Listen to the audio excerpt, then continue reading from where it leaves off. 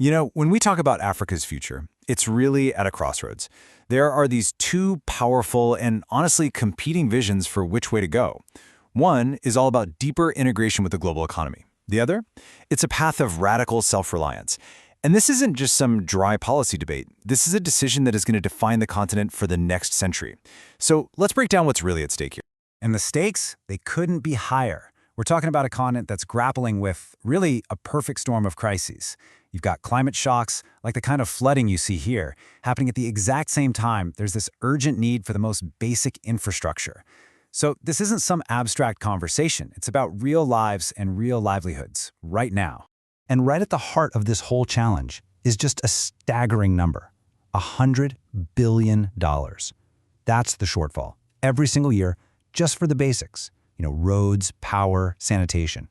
So this brings us to the core question. Where does that money come from?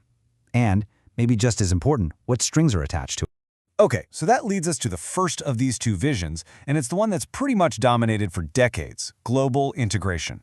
The thinking here is pretty straightforward. For Africa to develop, it needs to attract foreign investment and plug itself more deeply into the global economy. This is the playbook you hear from a lot of the major world financial institutions.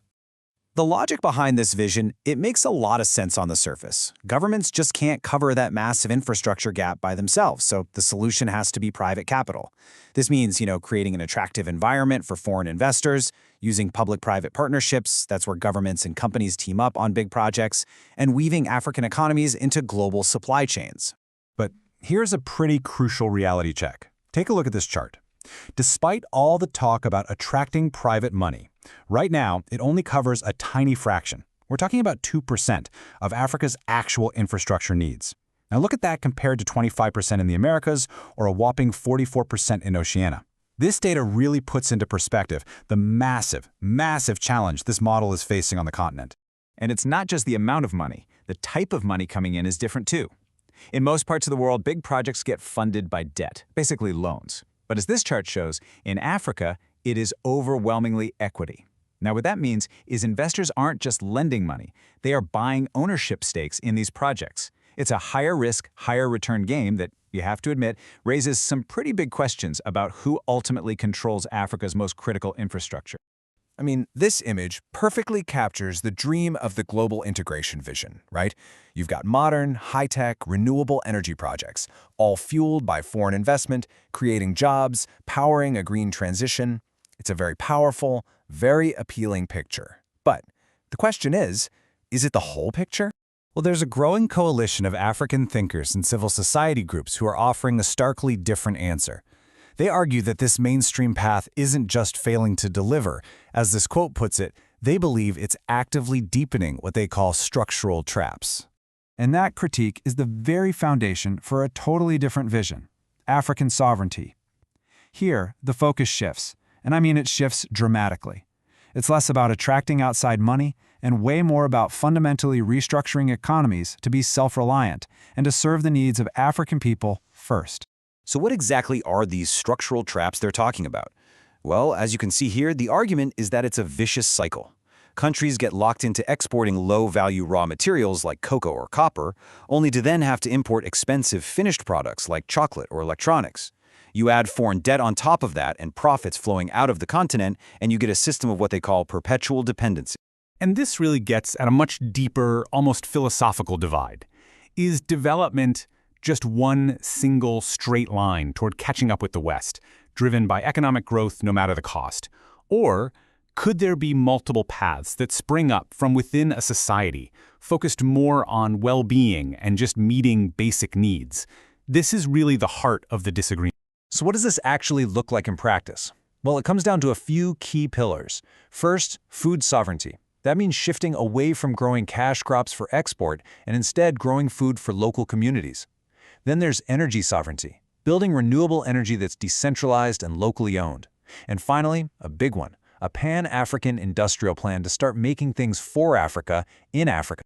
The end goal here is simple, but it is totally transformative. An economy where value is created in Africa and it stays in Africa. It's a vision focused on building resilience from the inside out and finally breaking those historical cycles of dependency. So you have two radically different visions for the future. And to really get the tension between them, we have to do what they always say. right? We have to follow the money. Okay, so you've almost certainly heard this number before. $100 billion. It's the amount wealthy nations promised years ago to deliver every year to help developing countries fight climate change. It's a promise that, well, has been consistently underdelivered. But more importantly, it's often framed as the big financial story, money flowing into the global south. But hold on. Proponents of that sovereignty vision point to a much, much bigger number, a number that tells the complete opposite story. An estimated $2 trillion. That's the amount they calculate flows out of the global south and to the global north every single year. We're not talking about aid. This is debt payments, corporate profits being sent overseas, all kinds of financial outflows. This single figure just completely reframes the whole debate, from one about aid to one about extraction. And this gets to the very character of the money itself. I mean, as this table shows, the differences are just stark. Under global integration, you're talking about loans and private equity that often come with strict policy conditions, and they're ultimately accountable to foreign investors.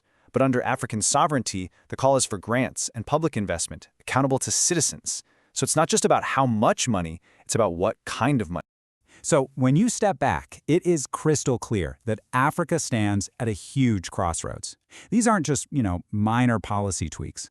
They represent two fundamentally competing ideas about the continent's entire place in the world. Let's just quickly summarize the two paths one last time. Vision 1, global integration, is all about attracting foreign capital and plugging into the markets we already have. Vision 2, African sovereignty, is about stopping the outflow of resources and building self-reliance to meet the needs at home. It's really a choice between a private sector-led approach and one that puts public sovereignty first.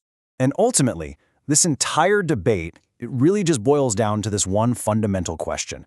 Should the goal be to find a better way to plug Africa into the current global system, or is that system itself part of the problem? Meaning the only real solution is to build something entirely new, from the ground up, on African terms. The answer to that question is going to define the future for over 1 billion people.